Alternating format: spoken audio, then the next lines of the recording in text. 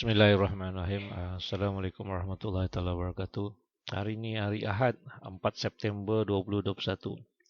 So, buat trader-trader di luar sana, happy weekend lah. Because tak ada market gerak pun. Okay, unless ada yang mining Bitcoin lah. Okay, untuk video kali ini, saya bukan membuatkan satu analisis, tidak. Untuk video kali ini saya cuba mengungsikan uh, penggunaan atau kepentingan multi time frames dalam penggunaan Ichimoku. Okay, dalam kita menggunakan Ichimoku kepentingan dia. So saya cuba uh, menjelaskan satu persatu mengikut PP yang tertentu. Okey, maksud saya adalah di dalam sebetulnya dalam Ichimoku sendiri boleh mengesan atau kita membuat satu prediction hala tuju satu price walaupun tidak tepat, tetapi kebarangkaliannya probability itu tidak terlalu tinggi, high probability, because kita sendiri maklum dalam forex ni tak ada yang pasti,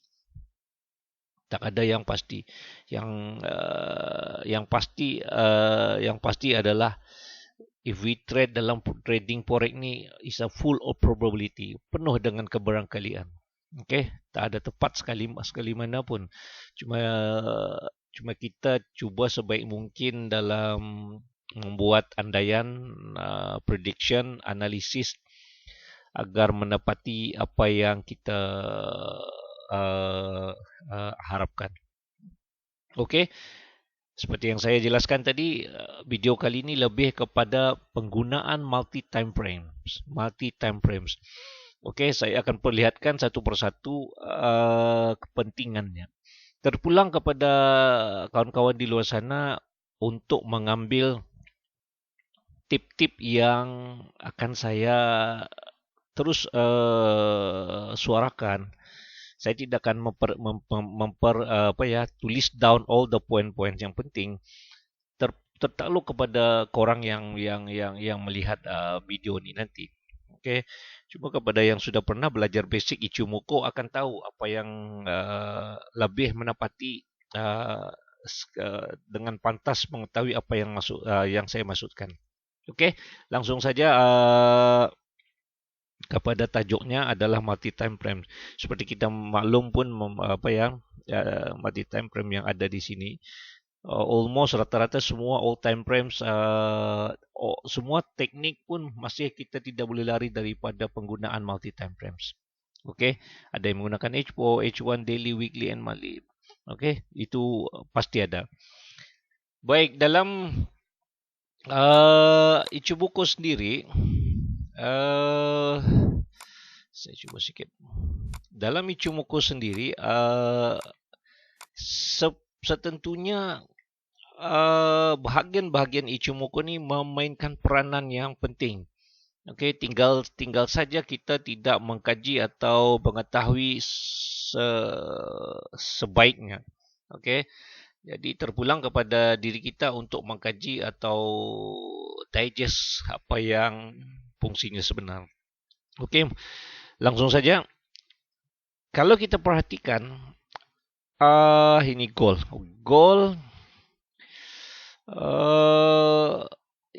Kenapa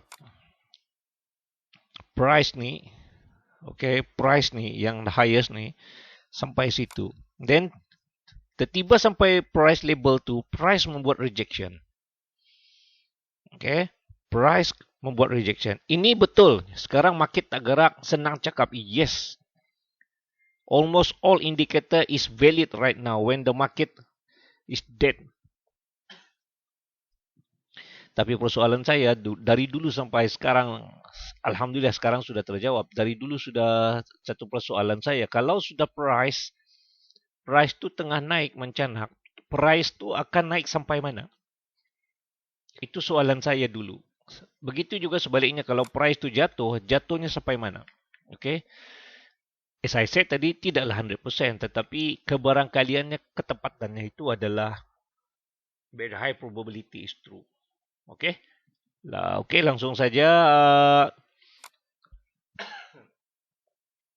Kenapa price tu tiba-tiba sampai sini, kita nampak ada rejection. Kenapa saya mengongsikan hal ini? Kalau, okay, kalau saya tahu price tu naik sampai sini, apa yang kalian buat? Setentunya Anda akan membuat sell limit di sini, dengan harga ni, ataupun sekitar sini. Okay. So mungkin kita acah-acah begitulah kan, anggaran begitulah. Okay. So sekitar situ rasa-rasa saya akan buat sell limit lah. Okay. Ketika tu price masih sini, mungkin candle ni lah. Ini kita sudah tak tahu. Dan it happen to be the price naik apabila sentuh level ni, price membuat rejection. Sudah berapa pip di sini rejection? Okay. Sudah ada sekitar 68 pip.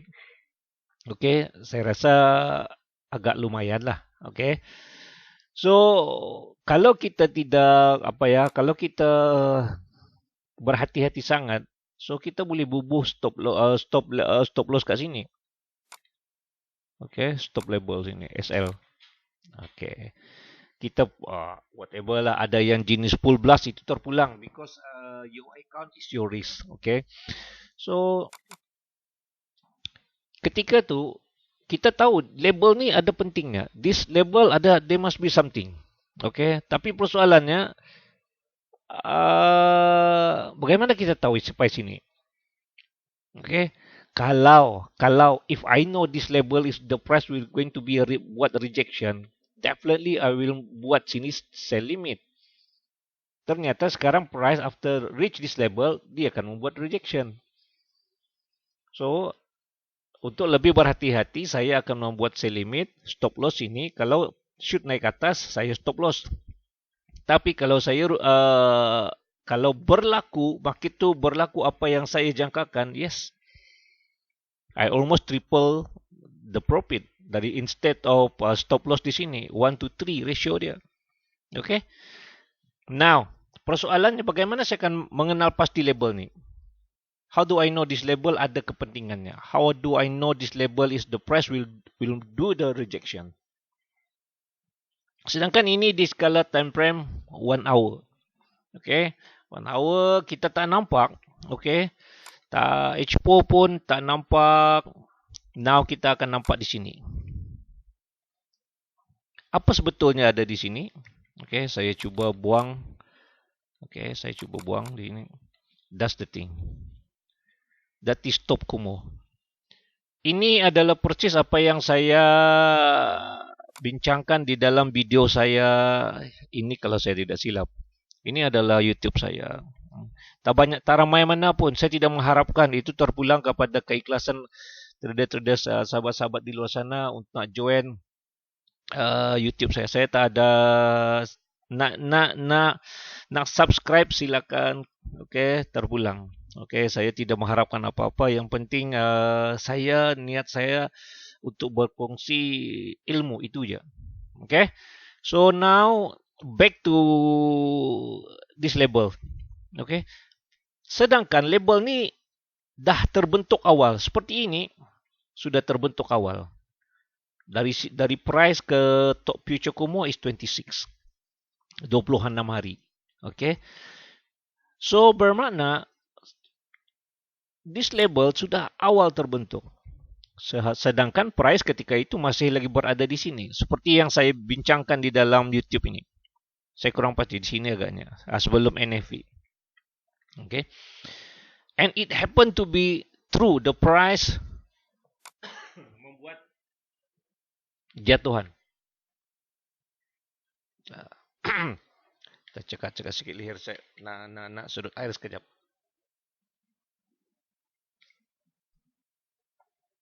Okay, itu yang saya maksudkan.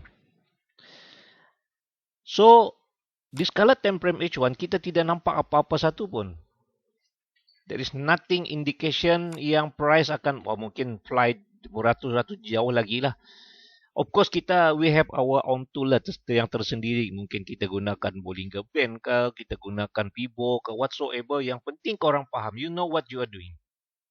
Okay. Di skala H1 tak nampak apa yang bakal menghalang di what is the resistance yang ke atas tu. Kita tak tahu. Okay. Dan H4 juga tidak ada satu indikasi yang menghalang. Okay. Cuba kita refer kepada time frame daily dan di situ kita jelas ada top Kumo. So, dalam Ichimoku versi saya, ini my personal finding. Okay, different people they have different opinion and your personal finding. We have to respect. Okay.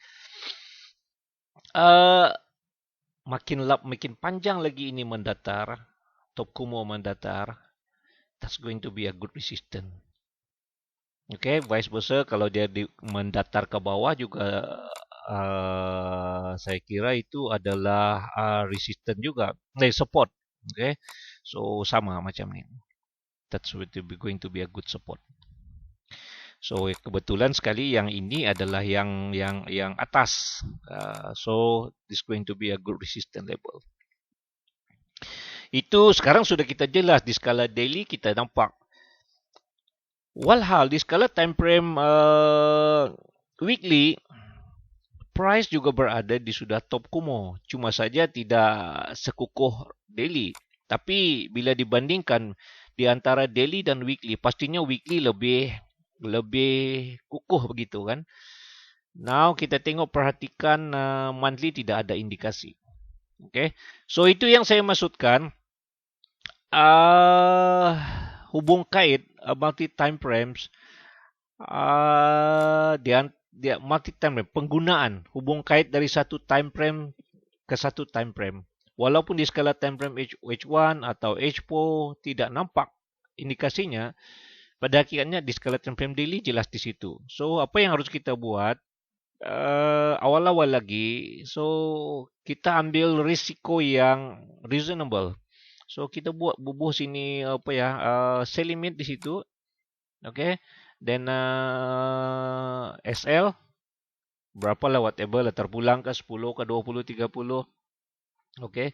So when the price, apabila price mencanak naik, then our sell limit trigger kat sini, then our sell limit kalau memang fly balik, terbang lagi panjat atas, so kita rugilah. But at least the risk is minimized.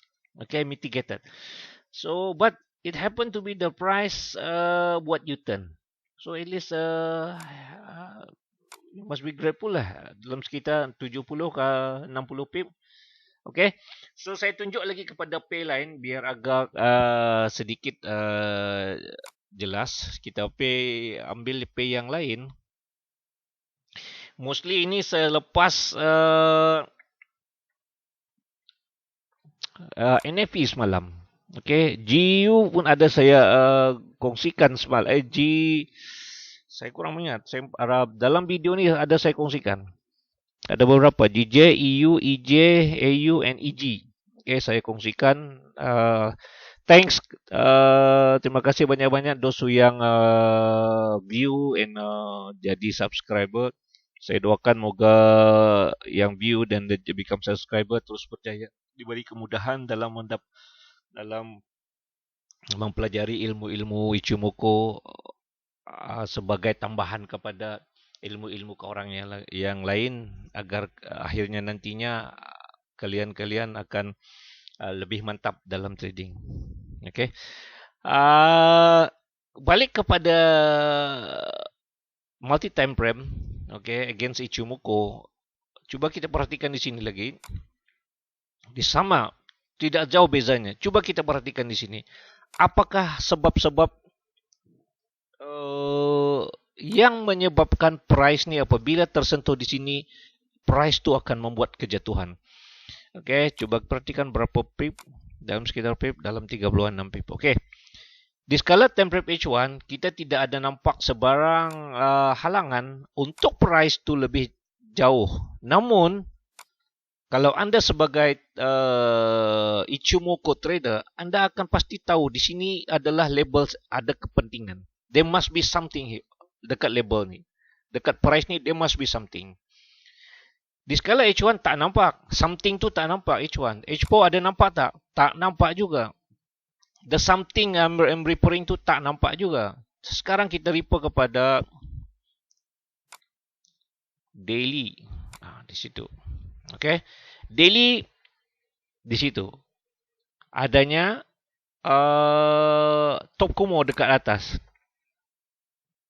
Tu yang mendatar. Sini yang mendatar. Okay. Di situ. Okay. Price dekat gerak sampai situ. After that, price membuat rejection. Baik. Persoalannya kenapa this label? Kalau kita rujuk kepada time frame daily, kita akan di situ. So, bermakna price sudah ini adalah Kinjen Tinken. Kalau kita tukar kepada line chart, itu dia price sudah hit label Tinken Kinjun. So, price itu antara sebab-sebab kenapa price tu membuat rejection dekat situ. Then kita dalam membuat satu-satu probability janganlah terlalu, as I said earlier tadi, jangan kita terlalu 100% tepat betul. Maksudnya we have to be ambil conservative level lah, plus minus of this one. Maybe kita ketika tu untuk GU ni pada semalam kita buat sell limit lah dekat sini, tetapi tak trigger. It's okay. And then kita buat SL dekat sini lah. It happen to be price kita tak trigger. It's okay. Tak apa. Then we got nothing to lose. Kita tak ada rugi ke mana pun. Whereby kita punya sell limit dekat sini kan. Ini stop loss kita. Tetapi adakah kita rugi? Tak rugi. But kalau betul-betul trigger macam gold tadi. So now itulah hubungan kait time frames, mati time frame. H1, H4. It's applied to all time frame. Even dekat H1 ni pun sama. Cuma saya agak kurang menggunakan M1, M5 ni. Terpulang kepada masing-masing because saya lebih kepada H4 ke atas lah macam tu. So bermakna that's the reason. But this time price tak hit dekat top Kumo di skala daily. Tak trigger. But we got nothing to lose. Kita tak ada rugi mana pun. Kita ambil pay yang lain sebagai GJ pula. GJ ada juga yang saya kongsikan semalam, itu GJ. Ada itu. Saya lebih kepada sell. Saya maklumkan semalam dalam YouTube ni pun saya bagi tahu. Untuk GJ saya rasa just go for sell. Cuba perhatikan kenapa label-label ni price tak nak macam tu lah. Dah satu kali H1 and drop, naik test lagi balik. So what's so special about this label? Apa yang penting sangat ni label ni hingga price tak bisa lolos, tak bisa apply, break up this label. There must be something. So kita refer dekat H4, adakah satu clue? Tidak ada. Di skala daily, yes, kita akan nampak di situ. That is the clue. That is the clue. That's the clue, top Kumo. Sebab tu dalam YouTube, dalam video ni saya bagi dah tunjuk price tu akan naik sampai situ, dan namun saya tidak berminat untuk buy because I know this perjalanan tu tak jauh lagi sangat. So saya refer just go for sell. Macam itulah rejection saya. Ah, itu di skala daily. Kalau saya tukar kepada weekly, kita akan nampak price tu dah kena dengan warna biru, kinjun. So bermakna, adakah kita masih lagi untuk push up untuk ke atas? Itu di luar bidang kuasa saya untuk menjawab. Trade what you see. So sekarang ni apa yang saya nampak adalah price sudah mencecah kepada label rejection selama 3 kali rasanya. Dah 3 kali lah tu, 2, 3 lah macam tu. So now, adakah price akan buat jatuhan atau break? Wallahualam, saya sudah menunggu. Saya menunggu on Monday bagaimana bentuk candlenya. But yang ni sudah ada satu candle of rejection. Cuma saya perlukan sedikit pengukuhan. Kalau ada satu sini candle yang sedikit walaupun not engulfing, I'm looking for sell for next week on Monday. Now move on to dekat Payline. Kita cuba Payline lagi. Payline kita cuba apa ya? Yang adalah okey, yang GCAT. GCAT cuba perhatikan. GCAT pun sama. Kenapa price ni sampai situ? Tengok H4 ada tak? Tidak ada. Ada daily ada tak? Tidak ada. Weekly ada tak? Tidak ada. So, kalau kita perhatikan daily, sudah price situ. Okay. So, sudah weekly kalau kita perhatikan.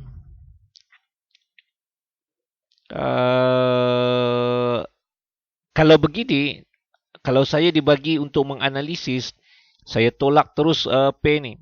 Because disebabkan tidak ada hala tuju yang jelas. Okay. Tidak jelas hala tujunya. Mungkin buy, mungkin sell, mungkin uptrend on downtrend. Okay. Saya mengira based on Ichimoku. Kenapa? Because kalau nak atas pun sudah ada top Kumo. Nak ke bawah sudah tersentuh kepada support lower Kumo. So bermakna price sekarang terpinga-pinga nak meloloskan dirinya sama ada nak pergi atas atau nak pergi bawah. So which and which, atas dasar itu saya tidak mengambil kesimpulan, saya tolak tepi je lah P ni. As simple as that. Walaupun di skala time frame H4 price berada di atas Kumo by ikut the basic rule of Ichimoku, once the price di atas Kumo, the price still in a bullish mood. Masih lagi dalam keadaan uptrend. Begitu sebaliknya lah. Namun apabila di skala daily mengatakan begitu, weekly begitu mengatakan, tidak jelas. So selalunya saya akan abaikan apa yang begini. Okay. So last saya tak nak ambil masa panjang juga untuk ambil rasanya cukup dululah yang untuk perkongsian multi time frame sebagai conclusion, sebagai kesimpulan. Pastinya ada satu, kalau price naik, kita harus cari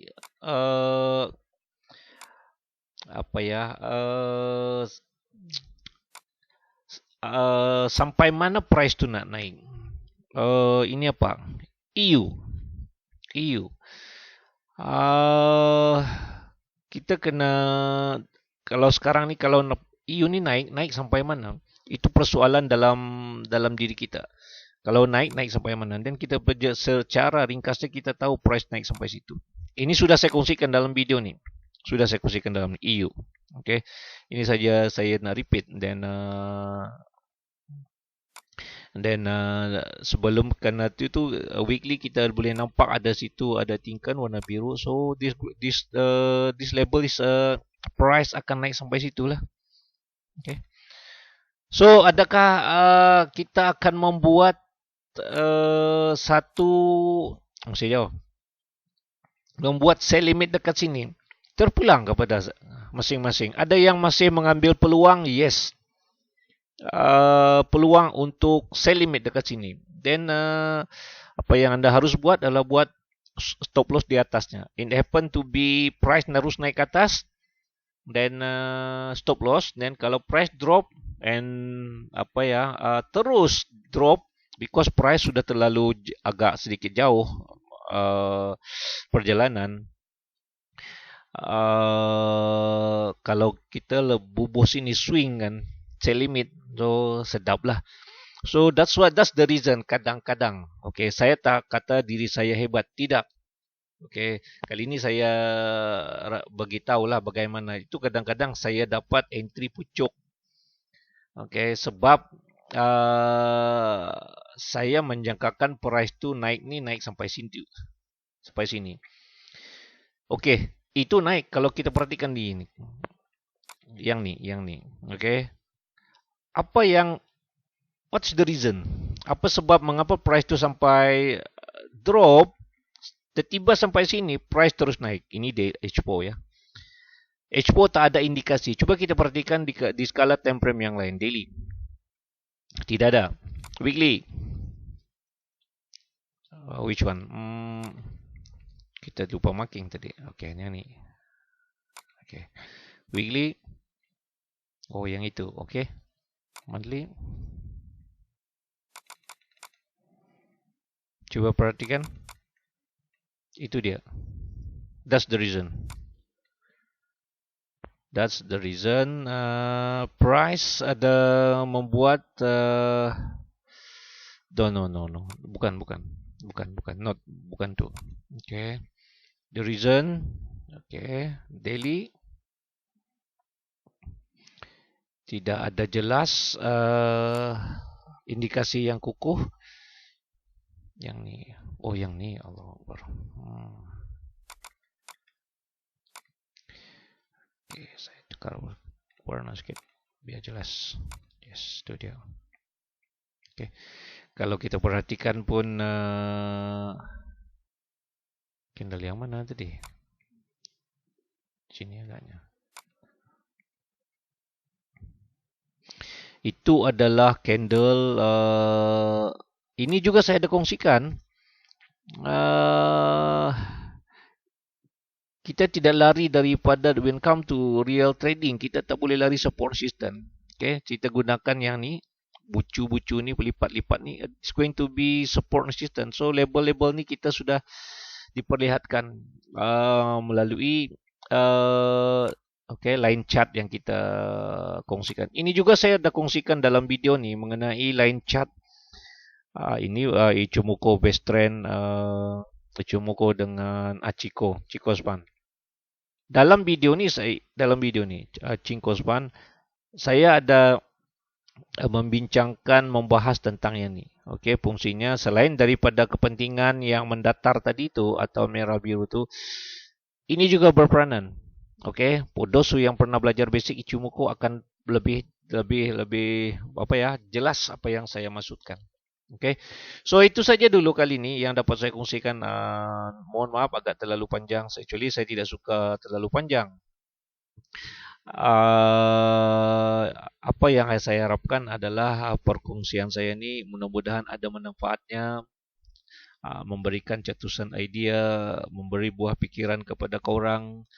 Dari situ nanti akan terbit lahirlah satu idea-idea yang korang sendiri akan jumpa dan korang akan menggunakan Ichimoku sebagai satu indikator filter dalam menyaring, dalam kita membuat satu analisis kita agar analisis kita lebih peratus kebarangkaliannya agak very high. So apapun lebih kurangnya saya mohon maaf. Apa yang saya doakan semoga kawan-kawan di luar sana terus berjaya. Akhir kalam. Assalamualaikum warahmatullahi wabarakatuh.